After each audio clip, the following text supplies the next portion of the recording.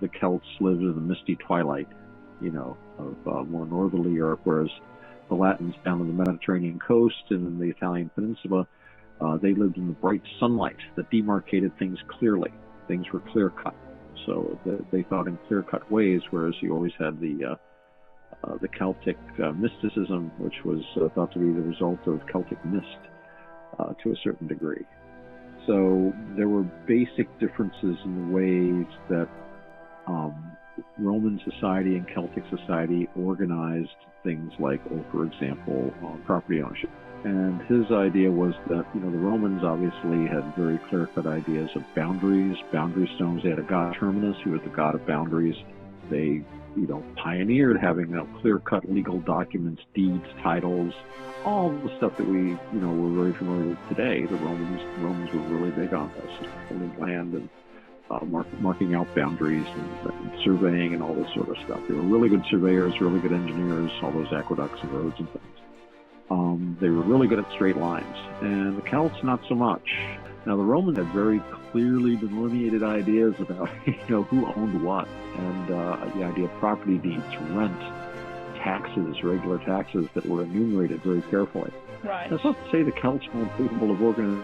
They did some estimates. This was some years ago, but they were estimating how much agricultural productivity they were able to get out of the Celtic areas, today France and England, and they found that on the Celts on their farms were able to produce more food than any of the subsequent people working the land there up until the 19th century and the introduction of synthetic fertilizers and scientific growing techniques.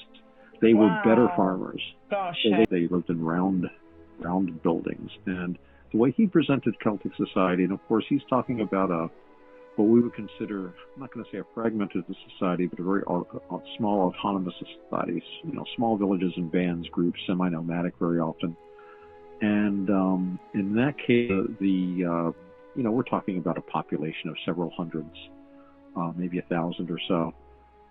Probably everyone's more or less related to each other to a certain extent, fifth cousins anyway, although there would be, of course, a lot of exogamy as well. And basically they would, keep the cattle together. They would herd the cattle together, and they would grow the crops together, and it would all be under the rule of the king.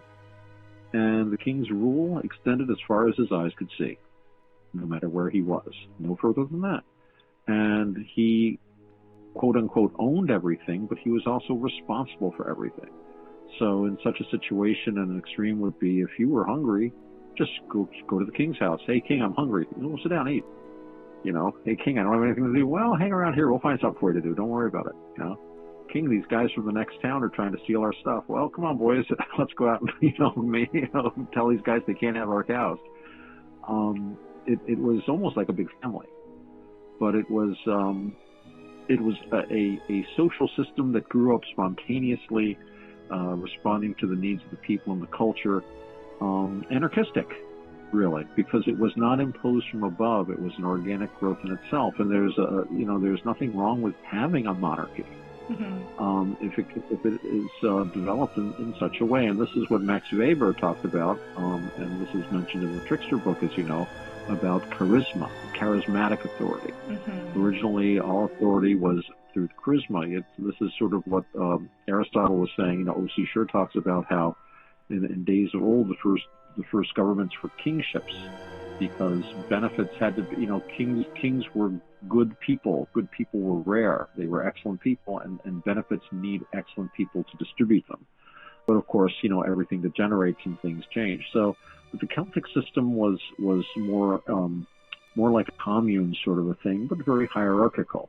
And as he pointed out, what's very interesting about Celtic culture, and this is true of no other European culture at all, not the Greeks, not the Romans, not the Germans. In Celtic culture, you did have clear castes, and he links these back to the ancient three castes of the Indo-Aryans, the original India, the original Aryans, which the Indians still preserve a lot of these ideas. So you had your priestly class, you had your warrior class, mm-hmm.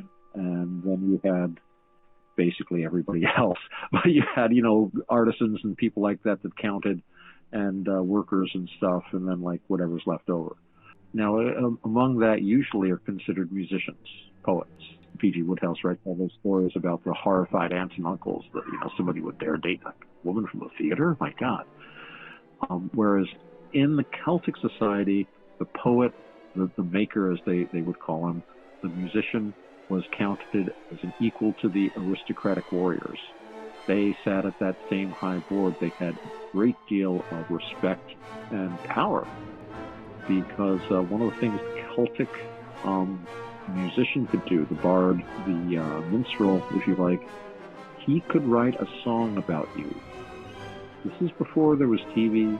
This was before there was the internet. People sang songs. And if someone didn't like you, he could make a song that everybody in the land would be singing about you. And it was not complimentary. There would be very little you could do. And so when poets would arrive wandering, they were given lavish entertainment. And they would often tell tales of that guy that had that castle over there, Old Sloppy Britches. Yeah, I gave him that nickname.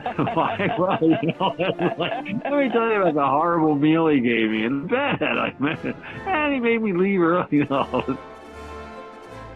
But the point is that you would have creators like that, artists who were given the same respect as warriors. And this is unique, a very interesting aspect of the culture.